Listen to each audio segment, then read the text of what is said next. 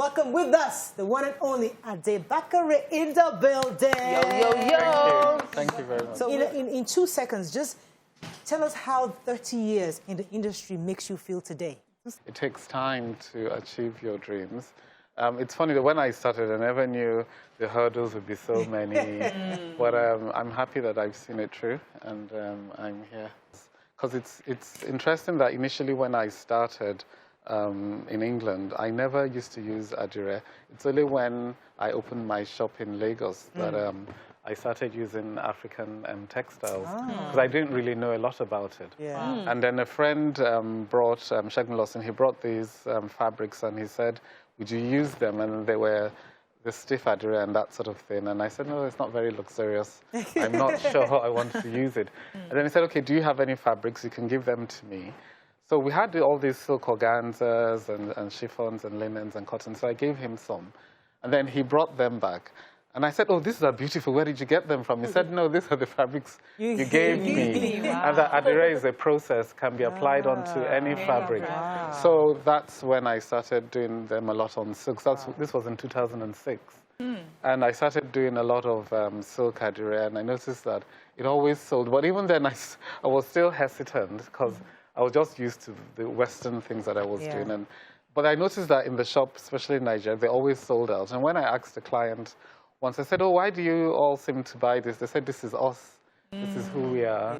One of the issues we've had is that people start great, but they're not able to sustain that quality control. And it's difficult, especially in this side of time where anything goes. You know, if you come up with anything shabby, you find somebody to buy it. You don't have, it's not. So, right? Yeah, as long as the price is right. So how do you sustain that quality across your products? It's very important. I always have a quality control assistant. So whatever is made, especially in Nigeria, we always check the quality before it goes out. And this still goes back to patterns. Once you use patterns, it tends to come out a bit cleaner. Everything, it's like a puzzle.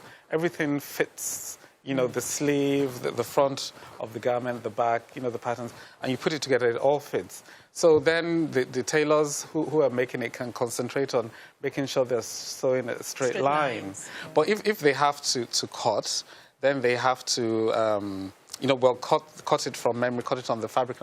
It's almost taking all their time. So when it now even comes sewing it, that maybe they're fatigued. And I believe success has to do with division of labor. You cannot be successful if it's just one person doing everything. You're not going to grow. So you should have your pattern cutters, your tailors, you know. So it's like a team effort, all coming together. And my tailors that I've used in Nigeria, I've had them, because I opened the shop in 2006, I've had them for over 10 years. Okay, so let me ask you about the future, because many of these designers, like what Mariam referred to, they're all gone.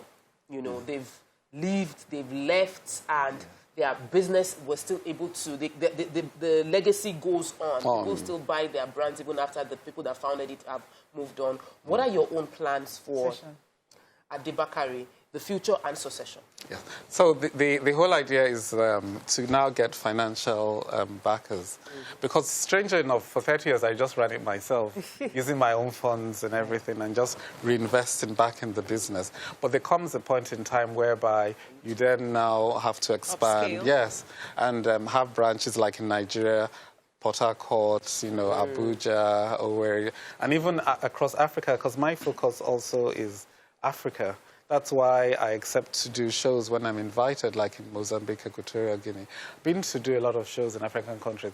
And Africans are all the same. They all like clothes and always want to look beautiful. So the plan for me is to have investment and then have investors and then, you know, have branches. I would definitely like to see a wedding dress, Ade Bakare, with these kind of prints, because I think you are well positioned to create a new culture of how we do weddings, even white weddings, in a nice Ade Bakare way. It's really nice to see that. But the weddings are not our own now. But we made it our own now. You told us culture has evolved, have you? Christian weddings, very. Yes, with a touch of... Is there any final thing you want to tell us as a wrap-up right now? I would say, thank you very much for always having me here. And thank you for the support you give to YK. I know you guys are friends, and I know you're always supporting her in any way, so thank you for that. And thanks to Nigerians and all my clients for always patronizing me. And we'll be having a show in London next month. Oh, next month. Yes. Oh, wow. That'll be nice. And then in December, we're going to have a gala dinner to unveil the fashion book. In Nigeria and England. In Nigeria. And now you tell us now. Yes, definitely.